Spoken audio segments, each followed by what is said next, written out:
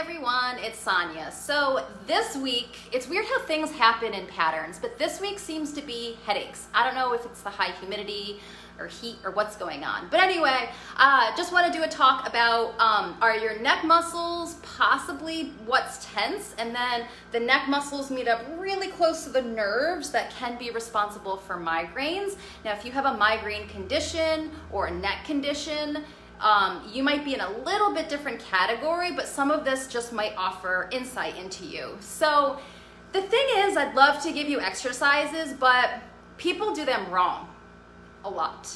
So they go to their PT, they come to me, and then I just ask them to do their exercises, and they usually use the wrong muscles more. So when you slouch, you have, and really like uptight people, you might, you can see mine. But that doesn't mean I'm uptight. But you can see that strong neck muscle that pulls it forward. And they can get pretty like strong and beefy when they hold you up. So people actually use this superficial muscle to pull their head back. Usually we need to use a deeper muscle that's in here. So this head nod that should happen in the chin back, yeah, theoretically that should help people, but it doesn't always. So getting a massage or releasing it somehow would be the first step, because it has to be in a more relaxed state to allow the weaker muscles to work. So just like your lower back, just because your neck or lower back hurts doesn't mean that it's weak. It's probably overused to the point that the muscles that need to work can't. So when we go to the gym and we work out, most of our muscles, they might connect just basic, in the front or just the back. But then the stabilizers that I'm always talking about create movements, more like a spiral movement. And this is what most people get wrong. And this is why understanding movement can help to heal you. So a really easy exercise, if you have something near you, you might be able to do your phone. Unless you're watching me on your phone, you might not be able to. But if you were just to balance something on your head, where can you balance it? So if I just turn to the side, so if your head's too lifted and you're here, you want to balance it on the top of your head. A lot of times, if people's heads forward and they're here, it might be kind of wobbly, but then you might be in your neck a little bit. You also might learn if your head has a head tilt, because that just might be the top. And so if you do it in front of a mirror, it just might be interesting I have a head tilt, so that's why I wear it like a beret sometimes, but just trying to balance it. The point isn't to balance, the point is to be aware of where are you putting this and where's your head in line. So there should be a little head nod in, but not for everyone. So another thing would be is if you have your eye sockets, and then if we were to try to look straight out from your eye socket, so it's like a perpendicular action, and then you lie on your back with no pillow. Where does your head go and where are you looking? So if you're looking up above you, if you're lying down and then looking further towards your head, then it would be suggested to bring your head up on a pillow. Nothing too high, you have to kind of be Goldilocks and find the right level. You want to be looking straight above you. So you want to bring your head in line with your spine, and everyone's different. So when we're younger, our muscles can change the bones around, and we still have control, and we can have the bones change. But then as we get older, things solidify a little bit more, but there's still hope. There's some amazing things that I've seen transformed with older people who have zero experience with anything. So you want to meet your nervous system. If you have neck stuff, it's because your neck is probably in the right place. And I view the neck as kind of like a child of you have to pay attention to it and you have to give it the right kind of attention. Otherwise, it's just going to be a crybaby. So we can't just be tough love with the neck and the nervous system and pain. We also have to have insight into what we're doing. So what I see is that a lot of people, they're aware of their spine, they forget about their neck. So for lack of better tools or whatever, let's pretend this is my neck and then this is where the head should move. We want the head to have this rotation here, but most people don't. They actually just move from their neck. This is their neck. So you want to First of all, that's why all this head nod business is talked about, because you want to restore this one place here. Then we also want the neck to connect to the spine. I mean, so many times I see just people like slouched, they're in their lower back, their head's way forward. And then I once heard somewhere that for each degree your head is off is a pound of pressure. So if you have 15 degrees of your head's off, that could be 15 degrees. Now, I don't know if that's really true, but it's something to think about. Like, that's pretty huge on our neck. Our discs, our nerve. I mean, it's so small all in here that like it's all so related. So I would love to give you exercises, but the thing is how often and how much time are you going to spend doing these exercises? Releasing is another huge part, because you can't have a strong muscle back off unless it's released.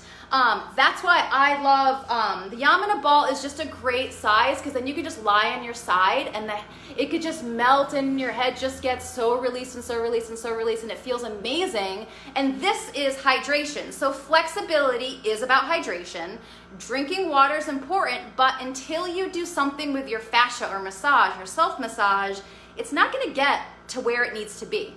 So this dehydration that we talk about is the fascia. It's like a spider web. If you think of a spider web being wet and it like bundles up, and then if it's hydrates, it's going to be like a nice sling, and that's what we really want, is this nice sling of support in our muscles to allow them to glide, to allow them to contract. So if you do these exercises for 3 minutes, is that going to be enough? I'm not really sure.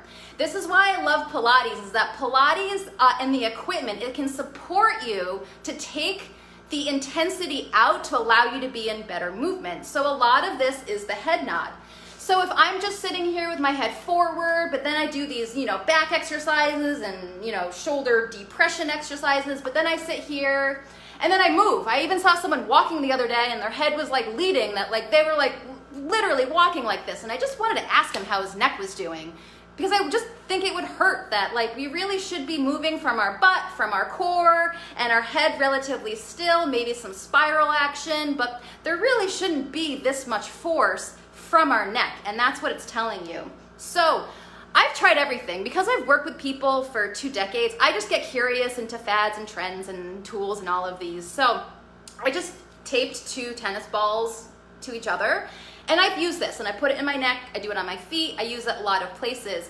But the surprising thing is this actually only gets in superficially. Yeah, and it's surprising that this softer ball, there's smaller sizes too, they actually get in deeper. They actually release the muscles so much more, and it's just not as popular, so a lot of people don't know about it. But if I could just tell you what it feels like to release your chest and your neck, it's like heaven. That I clench my teeth at night and just tense my neck in general, and that's the only thing that I find to really release, because I'm a hypermobile person, so I can go and stretch, and I never understood what people meant by like being overstretched out, except that I think I pull from my ligaments and tendons more than my actual muscles, and so I had to kind of back off. And that's why I like Pilates, is because Pilates allows me to have strength within a range of motion to protect.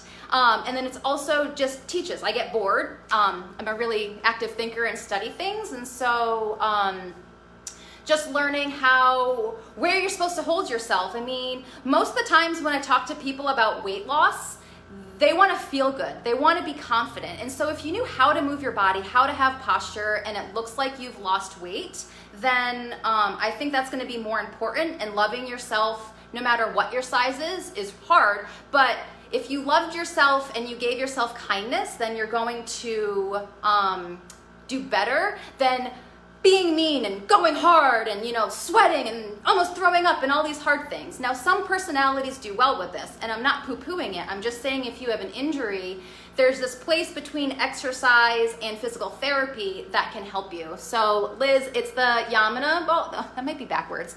Yamuna, Y-A-M-U-N-A. She's amazing with these balls.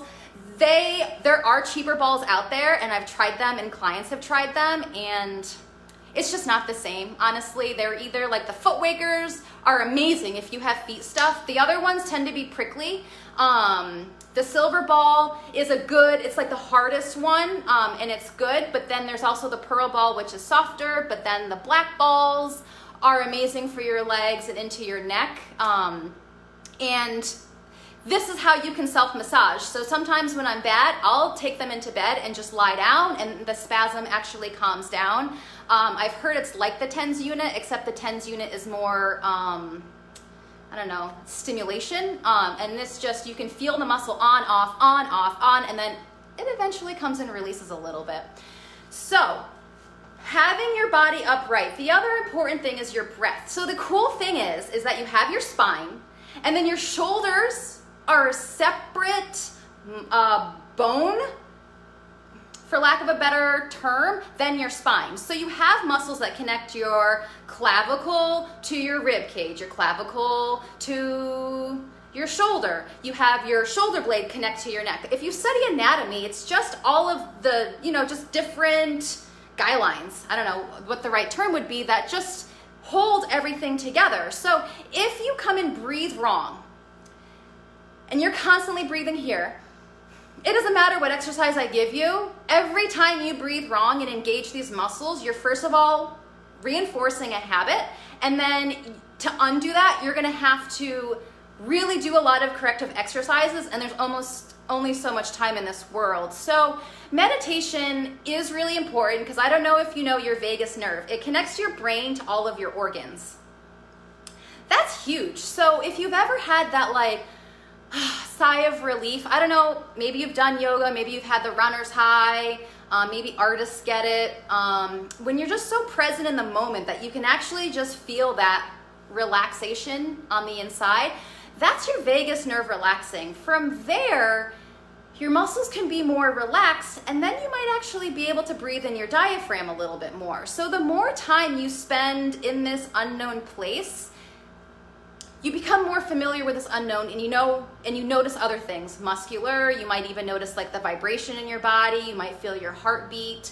And it's not until you're in this I don't know place that you can then start to learn things. So what is your pain telling you? Is it tightness? Is it tired? Is it you being in the wrong place? Is it you telling it where it needs to be all the time? Or are you actually listening to it? So back to that child analogy, is that if you're constantly sitting and you're on your phone. Now I've been guilty of this. I'm on my phone a lot more over this corona stuff, that my head's forward. I feel my chest really tight and I feel my neck. So if I just come and pull it back, I'm using the wrong muscles. I have to disengage the muscles, and then I try to just get to guide it to where it needs to be in the neutral.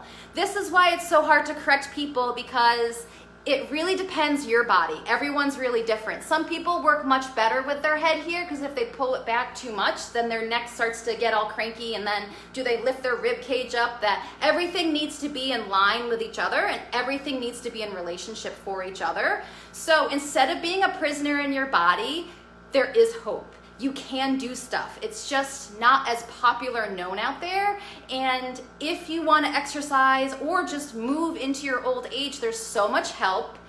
Pilates is great. Pilates mat is a great start. It's actually probably one of the harder Pilates, because there's machines that really start to get cool, that you can work your body and have it supported, and then you start to get a different layer of muscles, and it starts to be more interesting. But I'm not poo-pooing any, of the traditional exercise, because that's amazing also. People move, and I want people to move forever. So I'm hoping I'm not babbling anymore. I don't know if anyone has any questions, but try to think of where your head is, because you have these nerves up here, and you want to try to have your head balanced in this right place. Your body will tell you where it wants to be, and you can use that to remind you, and then you're going to catch yourself, I don't know how many times, in the wrong posture, then correcting it, and there's going to be this give and take. But there's hope, and I hope this helps you, and I hope everyone's enjoying the summer, and hope you're staying cool. Thanks.